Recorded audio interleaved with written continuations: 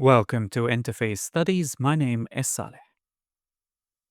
Most Save for Later buttons are stylized drawings of a ribbon. Look at the icons on X, Instagram, Reddit.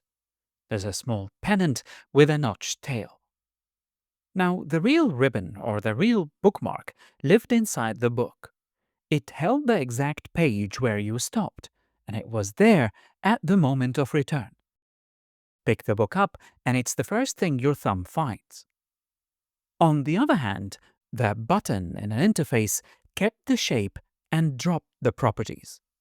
Tap it or click it, and the thing you're saving gets filed somewhere, out of sight. Waiting for a return, the button does nothing to arrange. I know this from my own Watch Later list on YouTube. It's just one example. I stopped scrolling to the bottom of that list years ago. Every video in it was saved with a sincere intent, but I rarely went back. The button is now on almost every service we use, and the same list sits behind it whether the service is a social platform or a paid bookmarking app. All of them work on this pattern: a button and a list somewhere. And it's always about this later part. This video is about it. We save constantly and return rarely, and I want to work out why. Now, to understand that, let's start with 1983. A paper that I mentioned in a previous video stuck with me. Thomas Malone interviewed office workers about the state of their desks, and the study, How Do People Organize Their Desks, found that a desk does two jobs. One is finding. You file a document so you can locate it again. The other is reminding. A pile of paper sits on the desk, and its sheer presence tells you it still needs dealing with. Malone warned that electronic systems built to support finding while neglecting reminding would undermine their own usefulness. He wrote that before the web existed. The web's first feature took the warning half seriously. Netscape shipped a bookmarks menu in 1994. A hidden list. It's Malone's filing cabinet. But within a few years, the browser grew to the other half too. Netscape 4 added the personal toolbar in 1997. Internet Explorer added its links bar around the same time. Suddenly, the same window held both of Malone's services at once. The bar is the pile on the desk, a handful of links, permanently visible. Their presence doing the nagging. The menu is the cabinet, unbounded and out of sight. But that bar that we see in browsers has a cost. There's a very limited number of bookmarks that can be displayed all the time in a web browser's interface, and the case is harder on mobile. Presence is rationed by pixels, and saving compounds. A 1998 study of over 300 bookmark users, information archiving with bookmarks, found collections growing steadily while the organizing never kept up. So the bar overflows. And what was done to handle this problem was relatively simple. A small chevron at the end of the bar that opens a hidden list. You can access the full list, of course, but that is hidden behind the browser's menus. The overflow control for the visible pile is the invisible pile again. Presence does not scale. When the platforms arrived and needed a save pattern to copy, both designs were sitting there in the browser. And they took the menu. Watch Later, Saved Posts, Favorites, Bookmarks, every one of them is the unbounded hidden list, and it was even shipped without the bar that we see in browsers. It was out of sight. And out of sight was never an accident of the Save button. It was one of two available designs, and it is the one everybody chose. That hidden list to access things that we saved fails in a measurable way. In 2021, Offer Bergman and his colleagues published a study whose title does half of the work for me. Out of sight and out of mind. Bookmarks are created, but not used. They asked 50 people to retrieve pages they'd personally bookmarked and watched how they did it. People get back to pages by other routes, and the bookmarks themselves just sit there. Now, we don't know much about the numbers because nobody publishes them. We have some signals from specialized apps that we will go through later. But the question is, what exactly stops the return? The evidence seems to point at three things. The first cause is forgetting, and it is the solved one. A saved item has no presence, so nothing brings it back to mind. Interestingly, paper offices solved this for most of a century with the tickler file. A drawer of 43 folders, one for each day of the month and one for each month of the year. Drop a document in the folder for the 9th, and on the morning of the 9th, it lands on your desk. In software, email solved it. Gmail added snooze in 2018 after it was introduced in a brief experimental app called Inbox. Dismiss a message, name a time, and at that time, it returns to your inbox as though newly arrived. Slack went further in March 2023 and merged saved items with reminders into a feature named, of all things, Later. It is where a save has states and can carry a return time. Now, when it comes to email, what makes it particularly useful is that it has something most software lacks: an arrival surface and a habit attached to it. It is a place where things land and where your attention already goes every day. The second cause is quieter. In 2015, Benjamin Storm and Sean Stone ran a set of experiments exploring the saving enhanced memory effect, which is a cognitive phenomenon where saving information, digitally or physically, improves your ability to learn and remember new information. In their paper, people studied a list of words in a computer file.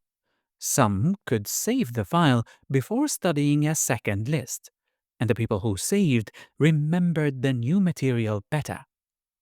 Saving the first list let their minds release it. The effect vanished, though, when the saving seemed unreliable. Your mind only lets go of what it trusts the system to hold. That's a lab result about word lists, so let's carry it as a mechanism rather than a measurement. But the mechanism itself explains something real.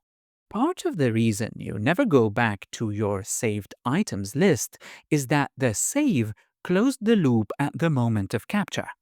That itch was scratched the moment you pressed that button. The third cause is the one worth the deepest look, because no reminder can beat it, and most saves die of it.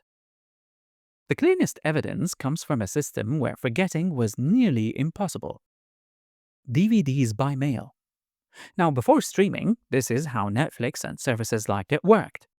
You kept a ranked wish list of movies, the company posted you the disc at the top, and returning it summoned the next one.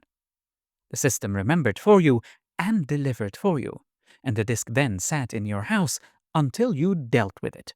It's Malone's reminding pile, but it's rebuilt by a DVD company. In 2009, Catherine Milkman and her colleagues got hold of the rental records of one of these services, and they measured how long people kept each disc. The films people simply wanted to watch came and went quickly. The films they felt they must watch or ought to watch, like the documentaries and the serious dramas, sat for longer, unwatched. Nobody had forgotten anything. The disc was right there. What had faded was the wanting. It was somewhere between the day they cued the film and the day it hit the doormat. The study is called Highbrow Films Gather Dust. Economists have a name for this: present bias, the disproportionate weight we give to whatever is immediate. In Doing It Now or Later, which is a 1999 paper by Ted O'Donoghue and Matthew Rabin, formalized it, and it means that every save is a plan made by your present self for a future one who will probably not agree to it. And that decay in interest is fast. Pocket, which was an app for saving for later, its internal data put the active life of an even successful long-form article at about 37 days, with most saves cooling quicker. The Read Later founders knew this. When they were asked in 2013 about the fraction of pocket saves that got read, they offered 10 to 70%, averaging about 50. Another unexpected thing that finished this argument for me was the fact that saved objects decay as well. Pew Research measured what they call digital decay in 2024, and they found that 38% of web pages that existed in 2013 were gone a decade later. A quarter of all pages from the decade had vanished. Even pages from 2021 were dead within 2 years at a rate of roughly 1 in 5. The pile seems to rot from both ends. Your interest has a half-life measured in weeks, and the page itself has meaningful odds of dying before you're back. Every saved link is a race between two decays, and a reminder doesn't stop either. It can only arrive before they finish. All of this leaves the question of why the solved cause stayed unsolved on every platform. As I said earlier, platforms don't publish their save-to-return figures. But there's something that we can see in the deployment of these features. It seems that at the moment of capture, a save is one of the strongest signals you can send. It tells the recommendation system what you value, and it deepens your investment in the account holding the list. That value is backed the instant you press. The return produces nothing the platform wasn't already collecting, and in their interest, it's better to show newer content than old one.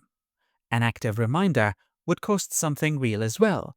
It's a slot in the feed or even a notification, and each is priced against a recommendation or worse, an ad. Notifications themselves are a challenge, as we saw in the previous video, and you cannot just send notifications on everything. On the other hand, we see some thoughtfulness in the way that Slack built its later feature, the feature that I spoke about earlier, because Slack sells completed work. A returning message getting handled is the product doing its job. YouTube sells you watch time, and the feed already supplies it without honoring old promises. Now, this does not mean that designing for later is an impossible task. And if we suppose that we're building a safe feature and we want later to mean something, it seems that we have good examples from paid bookmarking apps, especially the modern ones. They are scattered and everywhere, and no single tool holds them all, but at least they exist. So how can we do this? The first one is resurfacing early, because decay sets the clock. A reminder after a week can still catch the motive that produced the save. But if it was 4 or 5 weeks later, it arrives addressed to someone else. Raindrop, which is a bookmark manager funded by subscriptions, sells exactly this as a paid feature. Pick a bookmark at a time, and it comes back as an email or a notification. It would be interesting if this was automated, but at least within Raindrop, you have the option. The second one is bounding the arrivals, because the bookmark bar already taught us that presence doesn't scale. Readwise, which is another subscription tool, sends a daily review of your saved highlights. A few items a day, never the pile.